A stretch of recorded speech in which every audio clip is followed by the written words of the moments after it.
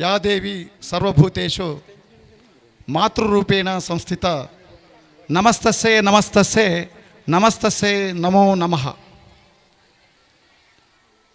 ಇವತ್ತಿನ ದಿವಸ ನಮ್ಮ ಹಿರೇಕೊಟ್ನಿಕಲ್ಲು ಭೋಗಾವತಿ ಗ್ರಾಮಗಳು ಪರಮ ಪೂಜ್ಯರ ಪಾದ ಸ್ಪರ್ಶದಿಂದ ಪಾವನವಾಗಿ ಹೋಗಿಬಿಡ್ತೀವಿ. ಇವತ್ತಿನ ದಿವಸ ಹಿರೇಕೊಟ್ನಿಕಲ್ಲು ಭೋಗಾವತಿ ಪರಮ ಪೂಜ್ಯರ ಪಾದ ಸ್ಪರ್ಶದಿಂದ ನಮ್ಮ ಊರಿನ ಎರಡು ಊರಿನ ಗ್ರಾಮದ ಸಮಸ್ತ ಭಕ್ತರಲ್ಲಿ ಹೊಸ ಚೈತನ್ಯ ಮತ್ತು ಮುಂದಿನ ದಿನಗಳು ಶುಭ ದಿನಗಳಾಗಿ ಪರಿವರ್ತಿಸುತ್ತವೆ.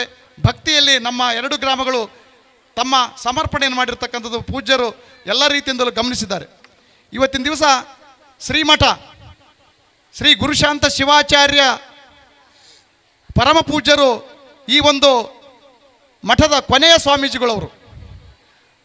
ಸುಮಾರು 1414ನೇ ಶತಮಾನದಲ್ಲಿ ಈ ಒಂದು ಮಠದ ಪರಂಪರೆ ನಮಗೆ ತಿಳಿದು ಬಂದಿದೆ. ಅದಕ್ಕಿಂತ ಹಿಂದಿನ ವಿಷಯಗಳು ನಮಗೆ ತಿಳಿದಿಲ್ಲ. 1400 ವರ್ಷಗಳ ಈಚೆಗೆ ಈ ಒಂದು ಶ್ರೀಮಠದಲ್ಲಿ ಪರಮ ಪೂಜ್ಯರು ಶಿವಾಚಾರ್ಯರು ಸುಮಾರು 12 ಜನ ಸ್ವಾಮೀಜಿಗಳ ಮಾಹಿತಿ ನಮಗೆ ತಿಳಿದು ಬಂದಿದೆ. ಅದರಲ್ಲಿ ವಿಶೇಷವಾಗಿ 6 ಜನ ಸ್ವಾಮೀಜಿಗಳ ಕರ್ತೃಗದ್ದಿಗೆಗಳು ಇವತ್ತು ಪ್ರಸ್ತುತ ಶ್ರೀಮಠದಲ್ಲಿ ನಾವು ಆ ಒಂದು ಪೂಜಾ ಕೈಂಕರ್ಯಗಳ ಮೂಲಕ ಆ ಒಂದು ಆಶೀರ್ವಾದವನ್ನು ಪಡಿತಾ ಇದ್ದೀವಿ. ಈ ಒಂದು ಮಠದಲ್ಲಿ ಸುಮಾರು ಎಲ್ಲ ಪೂಜ್ಯರು ಯಾರು ಈ ಒಂದು ಪಟ್ಟಾಧಿಕಾರವನ್ನು ಪಡೆದಿರ್ತಾರೆ ಅವರೆಲ್ಲರಿಗೂ ಸಾಮಾನ್ಯವಾಗಿ ಚನ್ನಬಸವ ಶಿವಾಚಾರ್ಯರು ಮತ್ತು ಗುರುಶಾಂತ ಶಿವಾಚಾರ್ಯರು ಅಂತಕ್ಕಂಥ ಒಂದು ನಾಮಾಂಕಿತದಲ್ಲೇ ಈ ಒಂದು ಮಠ ಬೆಳೆದು ಬಂದಿದೆ. ಚನ್ನಬಸವ ಶಿವಾಚಾರ್ಯರು ಸುಮಾರು 180 ವರ್ಷಗಳ ಹಿಂದೆ ಇದ್ದರು ಅಂತಕ್ಕಂಥ ಕೆಲವು ದಾಖಲೆಗಳು ನಮಗೆ ತಿಳಿದು ಬಂದಿದೆ.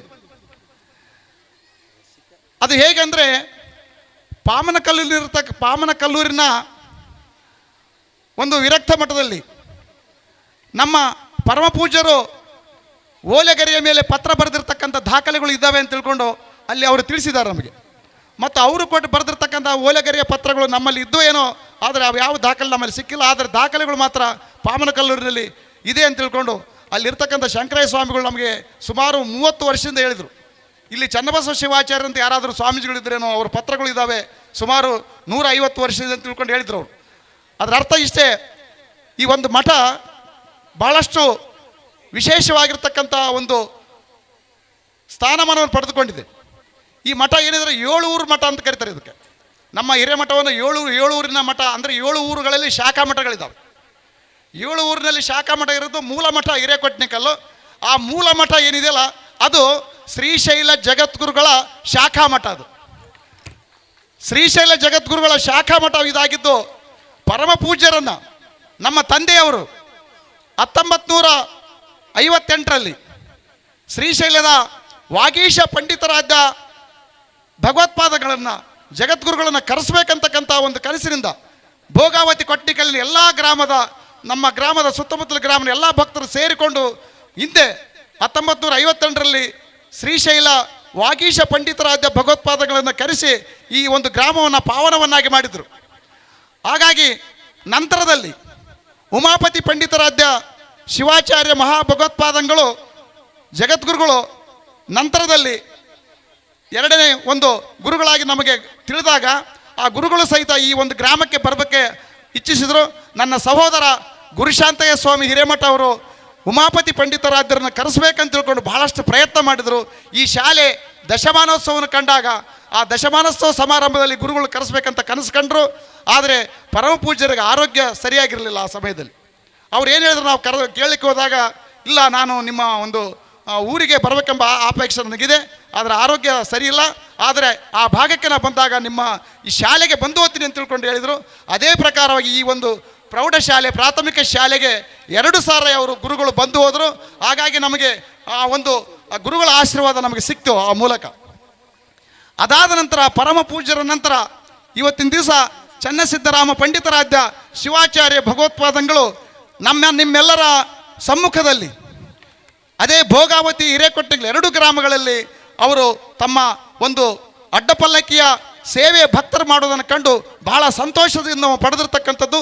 ಹಾಗೂ ನೀವೆಲ್ಲರೂ ಇಷ್ಟು ಜನ ಸೇರಿರಲಿಕ್ಕೆ ಕಾರಣ ಏನಂದರೆ ಈ ಒಂದು ಮಠದ ಮೇಲೆ ನಿಮಗಿರ್ತಕ್ಕಂಥ ಪ್ರೀತಿ ವಿಶ್ವಾಸನೇ ಇದಕ್ಕೆ ಕಾರಣ. ಅದಕ್ಕೆ ವಿಶೇಷ ಏನಂದರೆ ಶ್ರೀ ಗುರುಶಾಂತ ಶಿವಾಚಾರ್ಯರ ಒಂದು ಶಕ್ತಿ ಈ ಒಂದು ವೇದಿಕೆ ಮೂಲಕ ಕಂಡು ಬರ್ತಾ ಇದೆ. ಗುರುಶಾಂತ ಶಿವಾಚಾರ್ಯ ವಿದ್ಯಾಪೀಠವನ್ನು ನಾವು ಸ್ಥಾಪಿಸಿ ಅದ್ರ ಮೂಲಕ 29 ವರ್ಷ ಆಯ್ತು ಈ ಒಂದು ಸಂಸ್ಥೆಯನ್ನು ಕಟ್ಟಿ. ಈ ಸಂಸ್ಥೆ ಕಟ್ಟಲಿಕ್ಕೆ ಕಾರಣೀಭೂತರಂದರೆ ನಮ್ಮ ಪೂಜ್ಯರಾಗಿರ್ತಕ್ಕಂಥ ಡಾಕ್ಟರ್ ಶಿವಮೂರ್ತಿ ಶಿವಾಚಾರ್ಯ ಮಹಾಸ್ವಾಮೀಜಿಗಳು ಕಲ್ಮಠ, ಇವರ ಒಂದು ಆಶೀರ್ವಾದದ ಮೂಲಕ ಈ ಒಂದು ಸಂಸ್ಥೆಯನ್ನು ನಿರ್ಮಿಸಲಾಯಿತು. ಈ ಸಂಸ್ಥೆ ಕಟ್ಟಿದ ಮೇಲೆ ಮಾತ್ರ ನಮ್ಮ ಒಂದು ಶ್ರೀಮಠ ಒಳ್ಳೆಯ ಏಳಿಗೆಯನ್ನು ಪಡಿತು ಅಂತಕ್ಕಂಥದ್ದನ್ನು ಈ ತಮ್ಮ ಮುಂದೆ ಹೇಳಕ್ಕೆ ಇಷ್ಟಪಡ್ತಿದ್ದೆ.